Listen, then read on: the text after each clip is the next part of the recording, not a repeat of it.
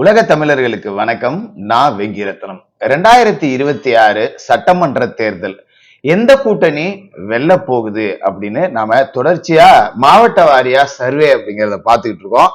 அந்த அடிப்படையில இன்னைக்கு நாம பார்க்க போற மாவட்டம் கொங்கு மண்டலத்தில் மிக முக்கியமான ஒரு மாவட்டம் கோவை மாவட்டம். மான்செஸ்டர், தமிழ்நாட்டின் மான்செஸ்டர் அப்படின்னு சொல்லப்படுற கோவை அப்படிங்கிறது பல ஜாதிக்காரர்களையும் கலந்த ஒரு மாவட்டம். பொதுவா கொங்கு மண்டலம், கொங்கு வேளாள கவுண்டர்கள் அதிகம் வசிக்கக்கூடிய மாவட்டம் அப்படின்னு எடுத்துக்கிட்டாலும் இங்க முதலியார் சமூகத்தை சேர்ந்தவர்கள், நாயுடு சமூகத்தை சேர்ந்தவர்கள், அருந்ததியினர்கள் இப்படின்னு பல சமூகத்தினர் ஒரு அதிகபட்சமா கலப்பாவே வாழ்ந்துகிட்டு இருக்காங்க. சிறுபான்மை சமூகமான இஸ்லாமியர் சமூகத்தோட வாக்கு வங்கி அப்படிங்கிறதும் இங்க ரொம்பவே பெருசா இருக்கு.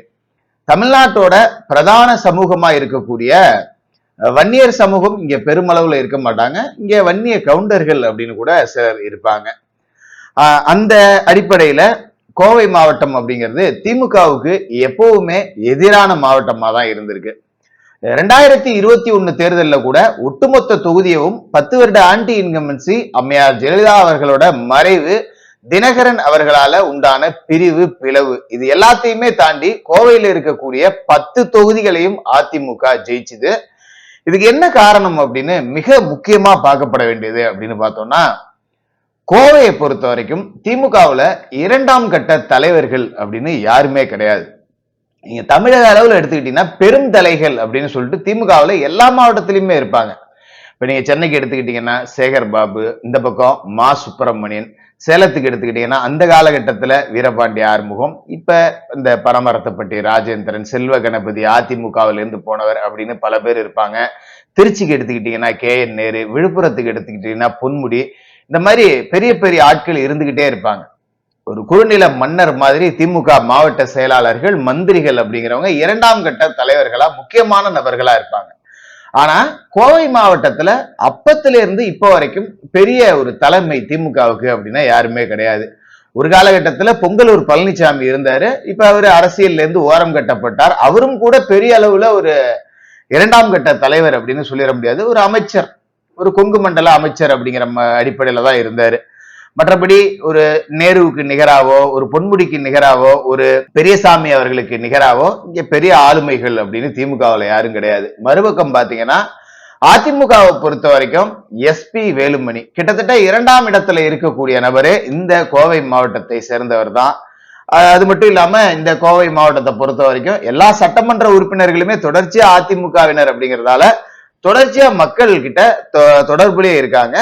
முக்கியமான ஒரு விஷயம் என்ன அப்படின்னு பாத்தீங்கன்னா, பிஜேபி வலுவா உள்ள ஒரு நகரம், ஒரு மாவட்டம் அப்படின்னு எடுத்துக்கிட்டீங்கன்னா அதுவும் கோயம்புத்தூர் மாவட்டம் தான்.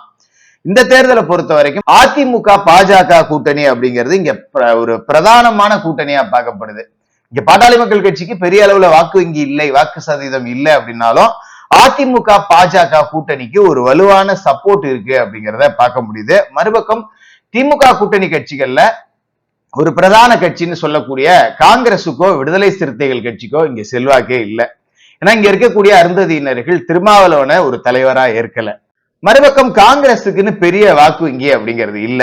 அதையும் தாண்டி திமுக இங்க ஓரளவுக்கு சண்டை போட முடியுது அப்படின்னா பிஜேபிக்கு எதிரான இஸ்லாமிய சமூக, கிறிஸ்துவ சமூக வாக்கு வங்கி அப்படிங்கிறது இங்க ஓரளவுக்கு இருக்கு. அப்படிங்கறதாலதான் இந்த இஸ்லாமியர்களோட வாக்குகள் அப்படிங்கிறத வச்சுதான் திமுக சண்டையே போட்டுக்கிட்டு இருக்காங்க. இல்லைன்னா கோவை மாவட்டத்துல ஒரு போட்டியே இல்லாம முடிஞ்சிடும். பாராளுமன்ற தேர்தல் அப்படிங்கிறது தனி அப்படிங்கிறதையும் நம்ம ரொம்ப தெளிவாகவே புரிஞ்சுக்கலாம், தமிழகத்துல எந்த தொகுதியா இருந்தாலும். இந்த அடிப்படையில கோவை மாவட்டத்தை சேர்ந்த 10 தொகுதிகளை இன்னைக்கு நாம பார்க்க போறோம். மேட்டுப்பாளையம், சூலூர், கவுண்டம்பாளையம், கோவை வடக்கு, தொண்டாமுத்தூர், கோவை தெற்கு, சிங்காநல்லூர், கிணத்துக்கடவு, பொள்ளாச்சி, வால்பாறை தனி தொகுதி. இந்த 10 தொகுதிகளோட நிலவரம், யார் வேட்பாளரா இருக்க போறாங்க, வெல்ல போறது யார் அப்படிங்கறதான் நம்ம பார்க்க போறோம். அதுக்கு முன்னாடி நம்மளோட சேனலை சப்ஸ்கிரைப் பண்ணாம பாக்குற நண்பர்கள் கொஞ்சம் சப்ஸ்கிரைப் பண்ணி பாத்தீங்கன்னா எனக்கும் ஆதரவா இருக்கும், என்னோட வீடியோக்களும் உங்களை தேடி வரும். முதலாவதா நம்ம பார்க்க போற தொகுதி மேட்டுப்பாளையம். அதிமுகவை சேர்ந்த செல்வராஜ் அப்படிங்கிறவர் தான் இப்ப வெற்றி பெற்று சட்டமன்ற உறுப்பினரா இருக்காரு. மறுபக்கம் திமுகவை பொறுத்த வரைக்கும் சண்முக சுந்தரம் அப்படிங்கிறவரு இங்க வேட்பாளரா போட்டியிட முயற்சி அப்படிங்கிறத எடுத்துக்கிட்டு இருக்காரு. இவருக்கு செந்தில் பாலாஜியோட ஆதரவு இருக்கு அப்படிங்கறதால இவர் வேட்பாளரா வர்றதுக்கான வாய்ப்புகள் கூடுதலா இருக்கு. மற்றபடி அருண்குமார் 96 எம்எல்ஏ, அதன் பிறகு தொடர்ச்சியா 3 முறை தோல்வி அடைஞ்சவர். 96ல எம்எல்ஏவா இருந்தாரு. 3 தோல்விகளுக்கு பிறகு இவரும் இப்ப சீட்டு கேட்டுக்கிட்டு இருக்காரு. சீட் ரேஸ்ல இவர்கள் தான் முன்னிலையில இருக்காங்க. அதிமுக கூட்டணியை பொறுத்த வரைக்கும் பிஜேபியில மாதே கவுடா அப்படின்னு சொல்லக்கூடிய முன்னாள் எம்எல்ஏ அவரும் இப்ப சீட்டு கேட்டுக்கிட்டு இருக்காரு. இந்த தொகுதியை பொறுத்த வரைக்கும் ஒக்கலிக கவுடர் எஸ்சி மற்றும் முஸ்லிம் மக்களோட வாக்கு வங்கி அப்படிங்கிறது ஓரளவுக்கு டாமினேஷனாவே இருக்கு. இருந்தாலும் ஏடிஎம்கே தரப்பில் செல்வராஜ் மீண்டும் போட்டியிடும் பட்சத்தில் ஏடிஎம்கேவுக்கு ரொம்ப எளிதான வெற்றி அப்படிங்கிறது தான் கள நிலவரம் அப்படிங்கிறது சொல்லுது. ரெண்டாவதா நம்ம பார்த்தோம்னா சூலூர். இந்த தொகுதி மட்டும் இல்ல, கோவையில இருக்கக்கூடிய 10 தொகுதியுமே அதிமுக ஜெயிச்சதுதான் 2021ல. சூலூர்ல அதிமுகவை சேர்ந்த கந்தசாமி அப்படிங்கிறவர் இப்ப சட்டமன்ற உறுப்பினராக இருக்காரு. அவருக்கு தான் மறுபடியும் சீட் அப்படிங்கிறதுல எந்த விதமான மாற்றம் அப்படிங்கிறதும் இல்ல. மறுபடி இந்த பக்கம் பாத்தீங்கன்னா காங்கிரசுக்கு ஒதுக்கப்பட்ட தொகுதி, காங்கிரஸை சேர்ந்த கனகராஜ் அப்படிங்கிறவர் தான் இங்க போட்டியிட்டு தோல்வி அடைஞ்சாரு. ஆனா இந்த முறை தொகுதியை காங்கிரசுக்கு விட்டு கொடுக்க கூடாது அப்படின்னு திமுகவினர் ரொம்பவே ஆர்வமா இருக்காங்க. தளபதி முருகேசன் அப்படிங்கிற ஒரு நபர் எனக்கு தான் சீட் அப்படின்னு சொல்லிட்டு இப்பவே தேர்தல் வேலை பார்க்க தொடங்கிட்டதா தகவல்கள் வருது. இந்த தளபதி முருகேசன் செந்தில் பாலாஜியால நியமிக்கப்பட்டவர், செந்தில் பாலாஜியோட தீவிர ஆதரவாளர் அப்படிங்கறதால இவருக்கு சீட்டு கிடைக்கிறதுக்கு தான் வாய்ப்பு கூடுதல். இந்த ஏரியாவை பொறுத்த வரைக்கும் கொங்கு வேளாள கவுண்டர், இந்த இருகூர் போன்ற பகுதிகளில் முக்குலத்தோரோட வாக்கு வங்கி மற்றும் கவுண்டர்களோட வாக்கு வங்கிங்கிறது தான் அதிகபட்சம். செந்தில் பாலாஜியோட ஆதரவாளர் தளபதி முருகேசனுக்கும் எம்எல்ஏ கந்தசாமிக்கும் போட்டி. கந்தசாமி சட்டமன்ற உறுப்பினர் அவர்கள் மக்களோட எளிதா பழகக்கூடியவர், எப்படி பார்த்தாலும் ரொம்ப மக்களா பழகக்கூடிய ஒரு நபர் அப்படிங்கிறதால இங்கெல்லாம் கந்தசாமி தாங்க ஜெயிப்பாரு, எங்க ஓட்டெல்லாம் கந்தசாமிக்கு தான் அப்படின்னு தான் பெரும்பகுதி மக்களோட வார்த்தையை நாம கேட்க முடியுது. அந்த அடிப்படையில இந்த தொகுதியும் அதிமுக வெற்றி அடையுது. என்ன நீங்க எல்லா தொகுதியும் அதிமுகவுக்கு கொடுக்குறீங்க அப்படின்னு நீங்க நினைக்கலாம். கள நிலவரம் அதுதான் சொல்லுது. இதே நேரத்துல நீங்க சென்னை கரூர்லாம் எடுக்கும்போது திமுக வெற்றி அடையுது. நம்ம அடுத்தடுத்து அதையும் பார்க்க தான் போறோம், பேசதான் போறோம். அடுத்ததா கவுண்டம்பாளையம் தொகுதி. இந்த தொகுதியை பொறுத்த வரைக்கும் கோவை புறநகர் வடக்கு மாவட்ட செயலாளரான அருண்குமார் அப்படிங்கிறவர் தான் இப்ப எம்எல்ஏவா இருக்கார். அதிமுகவை சேர்ந்த இவர் தான் மறுபடியும் சீட் அப்படின்னு எதிர்பார்த்து காத்துக்கிட்டு இருக்காரு. பிஜேபியை சேர்ந்த முன்னாள் பிஜேபி தலைவர் அண்ணாமலை இந்த தொகுதியை சர்வே எடுத்து குறி வச்சிருக்கிறதாவும் தெரியுது. அண்ணாமலை விடாபிடியா கேட்கும் பட்சத்துல அண்ணாமலைக்காக இந்த தொகுதி விட்டு கொடுக்கப்படுமா, இல்ல கோவை புறநகர் வடக்கு மாவட்ட செயலாளரான அருண்குமார் நிக்கிறாரா அப்படின்னு தெரியல. இதுல அருண்குமார் அவர்கள் ஒதுங்க போறதாவும் மாசே பதவியோட இருக்கலாம் அப்படிங்கிற மாதிரியும் தகவல்கள் வருது. அப்படி ஒதுக்கப்பட்டால் பிஜேபியில் அண்ணாமலை அல்லது ரமேஷ் அப்படிங்கிற வேட்பாளர் இங்கே நிறுத்தப்படலாம். டிஎம்கேவை பொறுத்த வரைக்கும் பையா கவுண்டர் அப்படிங்கிறவர் தான் கடந்த தேர்தலில் போட்டியிட்டு தோல்வி அடைஞ்சாரு. இப்ப அந்த பையா கவுண்டர் வயது முதிர்வால இறந்து போயிட்டாரு. அதிமுகவில இருந்து திமுகவுக்கு போன முன்னாள் சட்டமன்ற உறுப்பினர் ஆறுகுட்டி அவர்களோட மகனை இந்த தொகுதியில களமிறக்க திமுக தயாராயிருக்கு. கடுமையான போட்டி அப்படிங்கிறது இருக்கும் அப்படிங்கறதால கவுண்டம்பாளையம் தொகுதி அப்படிங்கிறத நாம இழுபறி அப்படின்னு கொடுக்கிறோம். அடுத்ததா கோவை வடக்கு. இந்த கோவை வடக்கையும் கோவை தெற்கையும் நாம ரெண்டு மாதிரியா பார்க்க வேண்டியதா இருக்கு. ஏன்னா கோவை வடக்குல மாநகர் மாவட்ட செயலாளரான அதிமுகவின் அம்மன் அர்ஜுனன் இப்ப வெற்றி பெற்று சட்டமன்ற உறுப்பினராக இருக்காரு. கோவை தெற்குல வானதி சீனிவாசன், பிஜேபியை சேர்ந்த வானதி சீனிவாசன் ஜெயிச்சிருக்காங்க. இங்க கோவை வடக்குல இருந்து அம்மன் அர்ஜுனன் கோவை தெற்குக்கும், கோவை தெற்குல இருக்கிற வானதி சீனிவாசன் கோவை வடக்குக்கும் மாற்றப்படுறாங்க அப்படிங்கிற செய்திகள் வருது.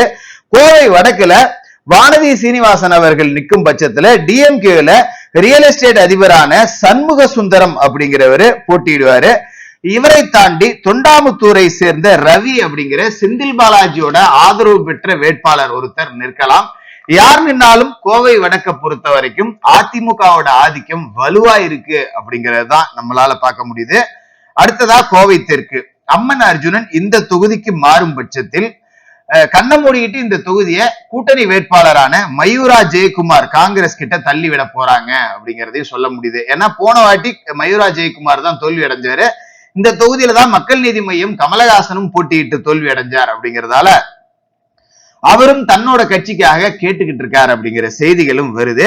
ஆனா காங்கிரஸ் மயூரா ஜெயக்குமாருக்கு தள்ளிவிட தான் பாக்குது. ஏன்னா இந்த கமலஹாசன் அவர்களோட கட்சியிலிருந்து வந்த டாக்டர் மகேந்திரன் அவர்களுக்கு இந்த தொகுதி ஒதுக்கப்படும் திமுகவினர் சொல்றாங்க. ஆனா கள நிலவரம் தெரியாம அவர்கள் சொல்றாங்க அப்படின்னு தான் நம்மளால பார்க்க முடியுது. ஏன்னா திமுக சட்ட பாராளுமன்ற உறுப்பினர் தமிழச்சி தங்கபாண்டியன் அவர்களை உங்களுக்கு தெரியும், சென்னை பாராளுமன்ற உறுப்பினர், அமைச்சர் தங்கம் தென்னரசோட சகோதரி.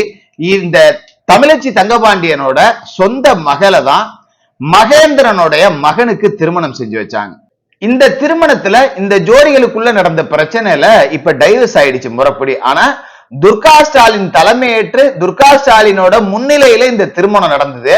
அதனால இந்த டைவர்ஸுக்கு முன்னாடி துர்கா ஸ்டாலின் எவ்வளவோ பேச்சுவார்த்தை அப்படிங்கறத நடத்தி பார்த்தாங்க. ஆனா மகேந்திரனோட மகன் டைவர்ஸ்ல உறுதியா இருந்ததால முறைப்படி டைவர்ஸ் வாங்கிட்டாங்க. இதுல மகேந்திரன் குடும்பத்தை துர்கா ஸ்டாலின் அவர்களுக்கு பிடிக்காம போயிடுச்சுங்கிறதால மகேந்திரனுக்கு சீட் கொடுக்கறதுக்கு வாய்ப்பு அப்படிங்கிறது சுத்தமா இல்ல. காங்கிரஸை சேர்ந்த மயூரா ஜெயக்குமார் தான் இங்க போட்டியிடுவார் அப்படிங்கறதால ஆட்டோமேட்டிக்கா ஆப்போசிட்ல யார் நிக்கிறாங்களோ வெற்றி அவங்களுக்கு சாத்தியமாயிடுது. அடுத்ததா சிங்காநல்லூர். இந்த சிங்காநல்லூர் தொகுதியை பொறுத்த வரைக்கும் இது கோயம்புத்தூர்லயே நாயுடுகள் டாமினேஷன் அதிகம் உள்ள ஒரு தொகுதி அப்படின்னு சொல்லலாம். கொங்குவேளாள கவுண்டர்களை தாண்டி இங்க ரியல் எஸ்டேட் அதிபரான ஜெயராமன் அப்படிங்கிறவர் தான் இப்ப சட்டமன்ற உறுப்பினராக இருக்காரு. அந்த ஜெயராமன் அவர்கள் இப்ப சீட்டு வேண்டாம் அப்படிங்கிற பட்சத்துல சிங்கை ராமச்சந்திரன் மாணவர் அணி மாநில செயலாளர் சிங்கை ராமச்சந்திரனுக்கு இந்த தொகுதி கொடுக்கப்படும். இவரோட தந்தை சிங்கை கோவிந்தராஜன் இங்க சட்டமன்ற உறுப்பினராக இருந்தவர். இவரோட குடும்பத்திற்கு அப்படின்னு ஒரு தனிப்பட்ட செல்வாக்கு அப்படிங்கிறதும் இருக்கு. டிஎம்கேல துணை மேயர் கார்த்திக், முன்னாள் எம்எல்ஏ, முன்னாள் துணை மேயர் செந்தில் பாலாஜி ஆதரவோட இவரும் நாயுடு சமூகத்தை சேர்ந்தவர் தான். இவர் தான் இங்க வேட்பாளரா நிற்கிறார். எதிர்தரப்புல யார் நின்னாலும் கடும் போட்டிகள்ல கடைசி நேரத்தில் சிங்காநல்லூரில் அதிமுக வெல்கிறது அப்படிங்கிறது தான் கள நிலவரம் சொல்லுது. அடுத்ததா பாத்தீங்கன்னா கிணத்துக்கடவு. இந்த தொகுதி ரொம்ப வித்தியாசமான ஒரு தொகுதி. என்ன காரணம் அப்படின்னா இந்த தொகுதி எப்பவுமே அதிமுக தான் ஜெயிக்கும். ஆனா எண்ணிக்கையில எப்பவுமே திமுக தான் முன்னிலையில இருக்கும். என்ன காரணம் அப்படின்னா இந்த போத்தனூர் பகுதியிலிருந்து எடுத்துட்டு வந்தீங்கன்னா வெறும் இஸ்லாமிய கிறிஸ்தவர்களோட வாக்கு அப்படிங்கிறது அதிகபட்சமா இருக்கும். அதனால அந்த பகுதி வாக்குகளை எண்ணும் போது பாதிக்கு மேல கிட்டத்தட்ட 8 சுற்றுகளுக்கு மேல திமுக 15,000 வாக்குகள் முன்னிலை அப்படிங்கறத அடையும். 8,000, 10,000, 12,000, 15,000 அப்படின்னு முன்னிலை அடைஞ்சுக்கிட்டே இருக்கும். ஆனா ஈச்சனாரி பகுதி வாக்கு எண்ணிக்கைக்கு பிறகு அதிமுகவோட கை அப்படிங்கிறது ஓங்கிக்கிட்டே வரும். எப்ப பார்த்தாலும் கிணத்துக்கடவுல திமுக ஜெயிக்கிற மாதிரி போய் அதிமுக ஜெயிக்கிறதா கிணத்துக்கடவு தொகுதியோட வரலாறு. இங்க பிரபாகரன் அப்படிங்கிறவரு 3 முறை அதிமுகவுக்கு எதிராக திமுக சார்பா போட்டிட்டு கிணத்துக்கடவு தாமோதரன் அவர்கள் கிட்டேயே தோல்வி அடைஞ்சிருக்காரு. இவரோட குடும்பத்தை சேர்ந்தவர்களுக்கே பல முறை வாய்ப்பு கொடுத்து எல்லாரும் தோத்துக்கிட்டே இருக்காங்க அப்படிங்கறதால இந்த முறை பிரபாகரன் மறுபடியும் சீட்டுக்கு முயற்சிக்கிறாரு. ஆனா மருதமலையை சேர்ந்த சேனாதிபதி அப்படிங்கிற ஒருத்தருக்கு இங்க சீட்டு கொடுக்கலாம் அப்படின்னு திமுக தலைமை செந்தில் பாலாஜி ஆதரவோட முடிவு பண்ணியிருக்காங்க. கார்த்திகேய சிவசேனாதிபதி இல்ல, இவரு மருதமலையை சேர்ந்த சேனாதிபதி. இவரு கிணத்துக்கடவு தொகுதியில தாமோதரனுக்கு எதிராக களமிறங்குறார். வழக்கம் போல அதே நிலை அப்படிங்கிறது தான். இப்ப பிஜேபி கூட்டணி அதிமுகவுல இன்னும் வலுவான வாக்குகளை இந்த தொகுதியில வச்சிருக்கு அப்படிங்கறதால கடும் போட்டி. முதல் 8 ரவுண்டு லீடிங்க்கு பிறகு கடைசி 8 ரவுண்ட்ல மறுபடியும் அதிமுக ஜெயிக்குது அப்படிங்கிறது தான் கள நிலவரம் அப்படிங்கறது சொல்லுது. அடுத்ததா தொண்டாமுத்தூர். அதிமுகவின் நட்சத்திர வேட்பாளர் முன்னாள் அமைச்சர் திரு SP வேலுமணி அவர்கள். இந்த வேட்பாளரை எதிர்த்து போட்டியிடுறதுக்கு திமுகவுல வேட்பாளரே இல்லை. இது தமிழ்நாட்டுல எல்லாருக்குமே தெரியும். நீங்க SP வேலுமணியை எதிர்த்து ஸ்டாலினோ உதயநிதியோ நின்னாலும் ஜெயிக்க முடியாது அப்படிங்கிறது எழுதப்படாத விதி. ஏன்னா ஒட்டுமொத்த மாவட்டத்தையுமே கண்ட்ரோல்ல வச்சிருக்க திரு SP வேலுமணி அவர்கள் கட்சியிலையும் திரு எடப்பாடி பழனிசாமி அவர்களுக்கு அடுத்து 2ஆம் இடத்துல இருக்கக்கூடிய அளவுக்கு செல்வாக்கு படைத்தவர்.